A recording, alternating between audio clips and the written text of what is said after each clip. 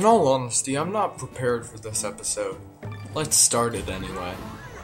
Yet again, I assume there will be some sort of fail counter, and I assume that once I hit 20 fails-ish, depending on how far in that is, obviously.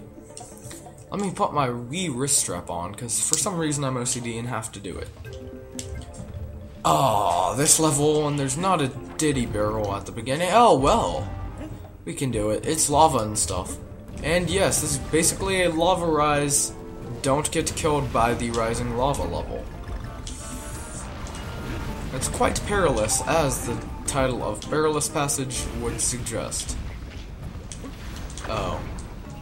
And then sometimes things kill you like that. There's just things. That's one fail on the fail counter. If I even remember to edit that in at the end. I don't even know if that's gonna happen. We're gonna just have to wait and count. Because green's a good counter. Get it, wait and count, because it's a fail counter. And I'm not gonna edit it in if there's a lot, because that's a lot of counting I have to do. I should dodge him by dodging the lava! Stay away from my face! Yeah, I see you up there. Oh, spikes? What? I'm beginning to think I never did finish this one in my first playthrough. Because this seems really unfamiliar past the, rising lava, or past this section right here. I don't feel familiar with this level. In fact, I'm approximately 90% certain that I never did finish this level. I'm also approximately 100% certain that I'm going to finish this level, gosh darn it. And I'm going to do it in under 20 fails. Note, fails do carry over from previous temples, at least per episode. At least in theory. Oh, I gotta be over here. That's cool. Hey, what are you? It won't die. There's two of them. I know I can't touch you. You look really... Ow. Ow! That's poor level design. I'm sorry. I typically don't rank on games level designs and stuff, but that's just not real difficulty. The difficulty should be in how hard you have to work to make the jumps. How much timing is required, how much precision is required, etc. Not at all how well you can avoid things that move at random intervals. Because as you can tell, those were randomized. Or I guess they have an algorithm they follow, but nonetheless, it was near random. And without having any health, there's a 0% chance of me not dying here.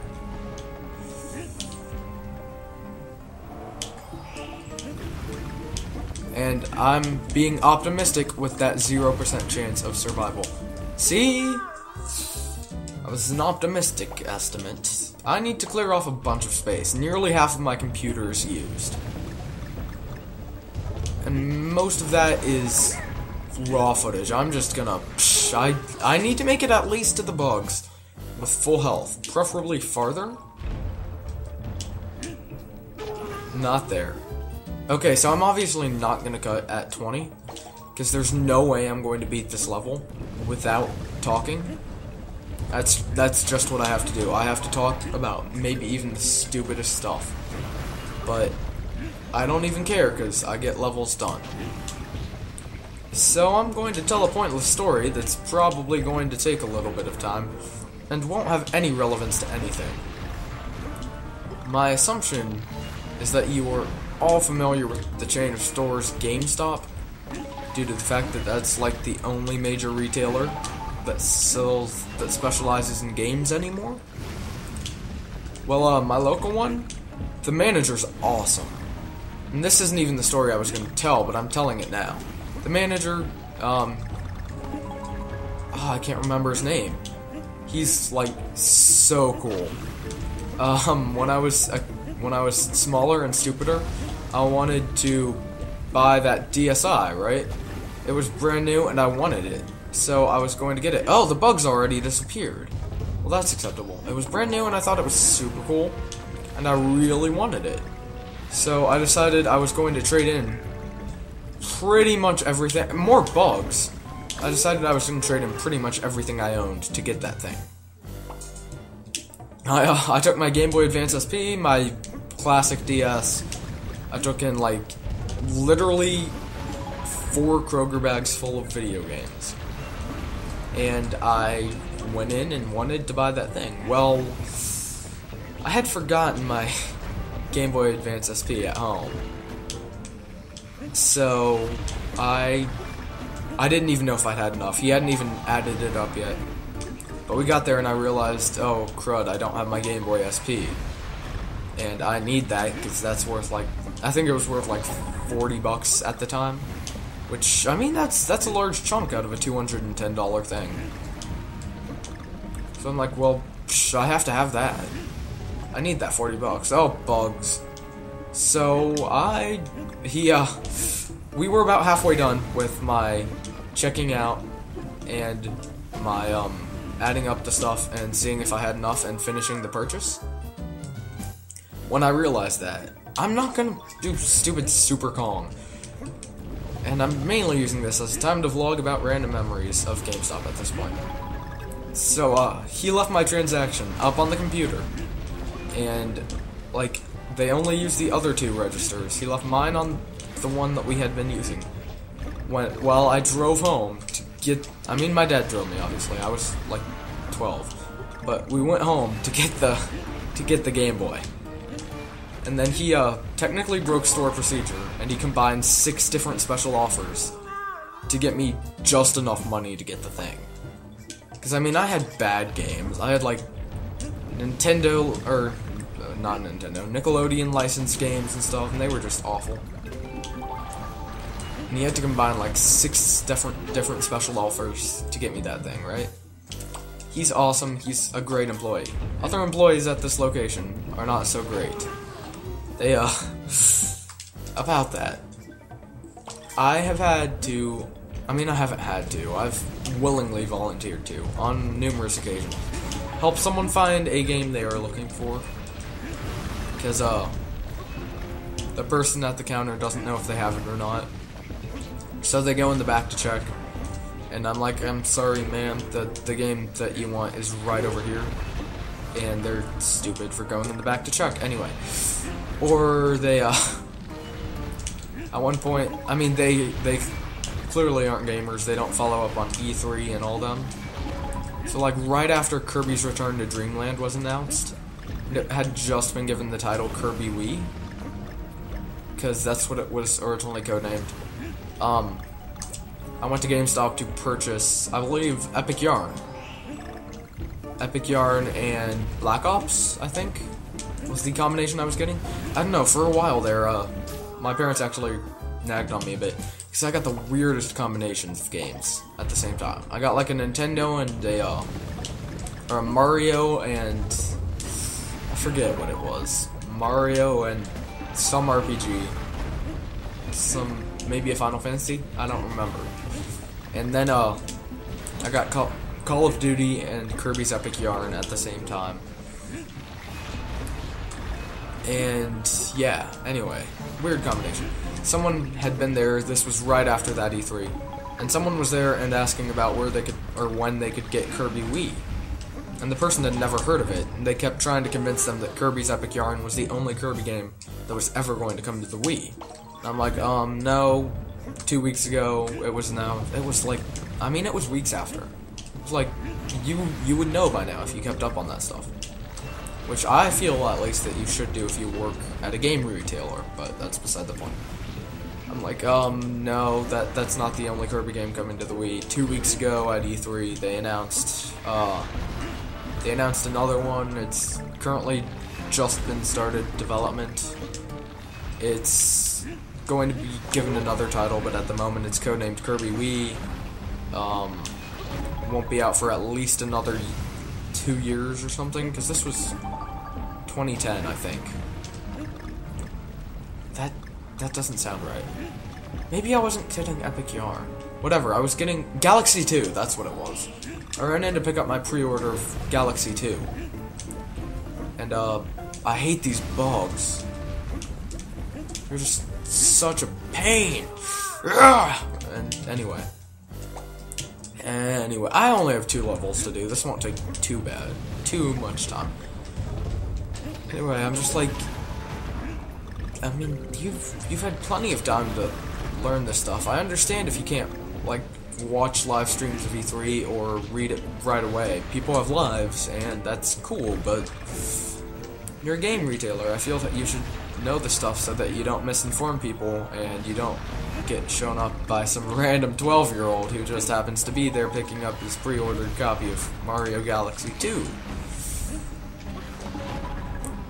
But yeah, I actually felt really bad after that, because I kind of made the worker, I made her look kind of unknowledgeable about what she sells for a living, and that made me feel really, I felt like really bad about that.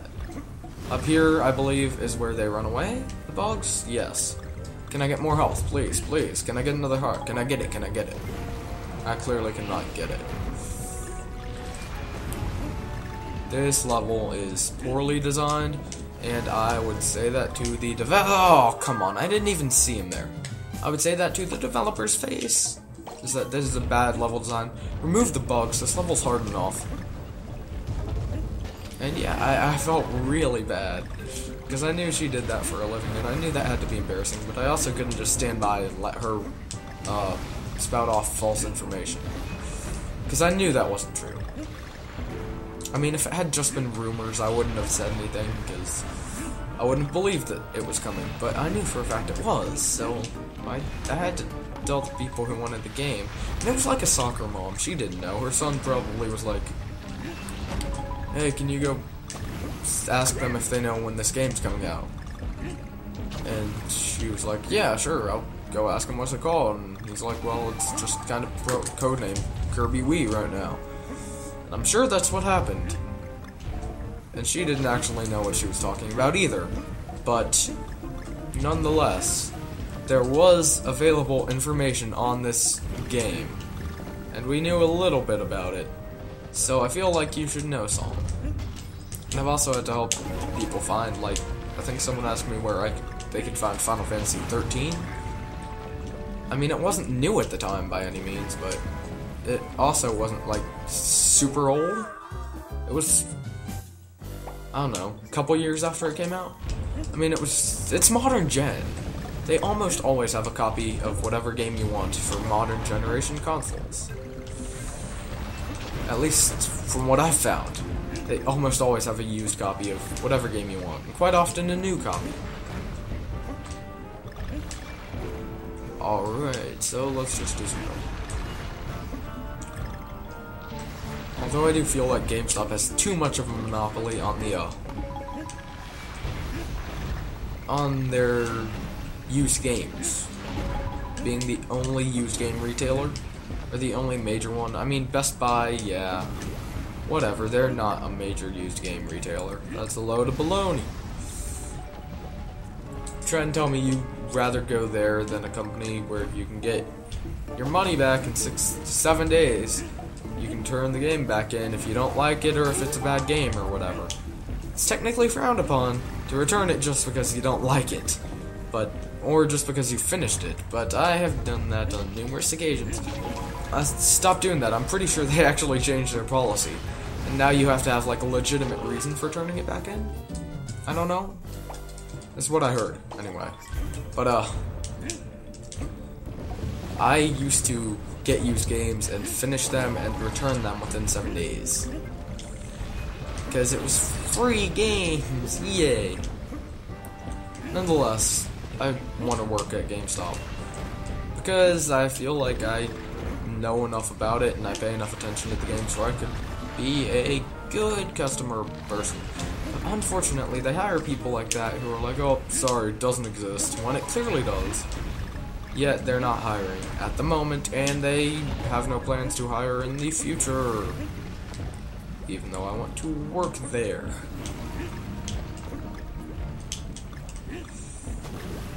I'm probably going to end up working at the local laser tag area. Arena area, whatever you want to call it. The Fun Zone. That's not actually what it's called. That would be an awful name. Okay, I kind of got that bug part down. I kind of figured out the algorithm.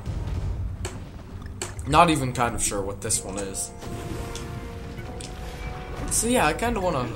I mean, I want a job. I want to be able to earn money. It's not even the earning of the money, it's the having the money to put into things that I want to own. I want to own money. Earning is just kind of one of those requirements for owning it. This is possible, I believe. I'd prefer if that bug would die now. Thank you. So yeah, all you gotta do to beat that level is talk to someone about what you want to do to earn money. And tell them experiences you've had at local game retailers. And it's pretty simple. I mean, you just do that and you kind of win. Press some buttons here and there, but it's kind of natural instinct. I kind of love how that is. When you eventually get to the talking in LPs, to your actual stories and stuff, you end up just kind of going into autopilot, which I guess for a game like this isn't the best, because it results in many a death. But nonetheless, it's fun. Oh, this one gives you a free Diddy barrel. That's just bad news. You know it's going to be hard. Oh my gosh. This looks so neat. I'm going to have to do a bunch of these. I hope they don't run out at some point. This just looks so cool. I fell. Yay! Yay me! Let's continue on now. So they do that right there to teach you, hey, red things, touch them. And then you go touching some red things and you realize this level's not an easy one.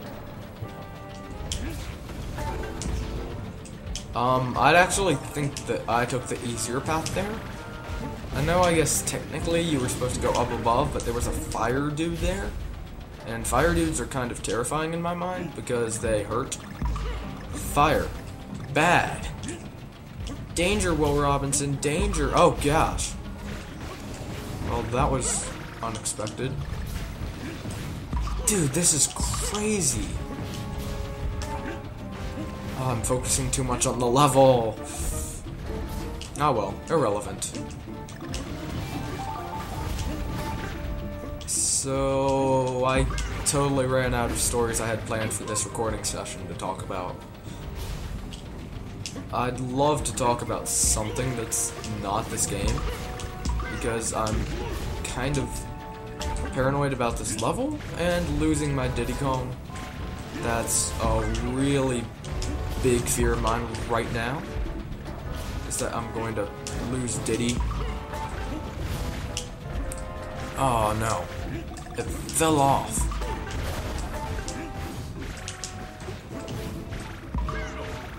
That was the end. That was the end.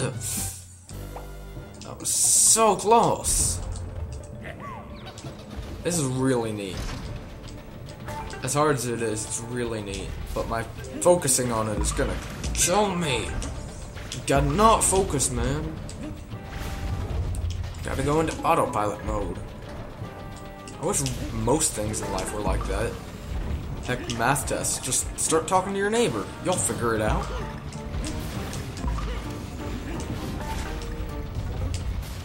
Alright. Oh, that was painful. Oops. Nonetheless, this level is not the worst that I have played. And by worst, I mean most difficult. It's certainly not the easiest of the ones that I have played. The second temple, I believe, can't remember which one that was, but I seem to remember having the least trouble. Oh gosh, that was just sad. The least trouble in the second temple. And that last one, the lava one, took me the most time because of the bubbles, or the bugs. I'm thinking of the bubbles and... what am I thinking of? Sonic 2! No, Sonic 3 was the different shields. There was the one shield that made you immune to fire and also let you attack enemies with fire. There was the one that gravitated rings towards you, the electric one. And then there was one that made you able to breathe underwater and also bounce. Like bounce off the ground to gain extra height and to not lose momentum and to have the most fun possible. And that's kind of what I'm thinking about at the moment. I'm also thinking about how I believe sometime in the next week or two I'm babysitting. Because I'm babysitting a couple times this month. I know of at least one, hopefully more than one, because it's 20 bucks a session and there's like 10 different nights. It's a thing for my church. The pastor is trying to get to know everyone better, so he's inviting everyone to come meet. Like they're doing a social hour with various last name, first letter groups of families, and I'm really excited. Because of the prospect of babysitting all those last letter name, first family, kid, money, finished level, don't fall off edge. Yeah, so I was saying I can babysit for these because they're bringing the kids. And it'll be cool, and this is still only a regular length episode. So I'm actually not gonna have sped anything up, and you've watched all that. Plus I had some interesting stories there. I'm sure you guys liked that, didn't you? Yeah, I'm sure you did. I still need to get some people for my team on the Minecraft thing. You've already seen. Anyway, in the next episode, we'll be starting off World 8. Oh, Furious Fire. Oh, man. This level looks so cool. This world, I mean. Kinda nervous. Alright. It's almost my bedtime. I have to stop now. Goodbye, guys.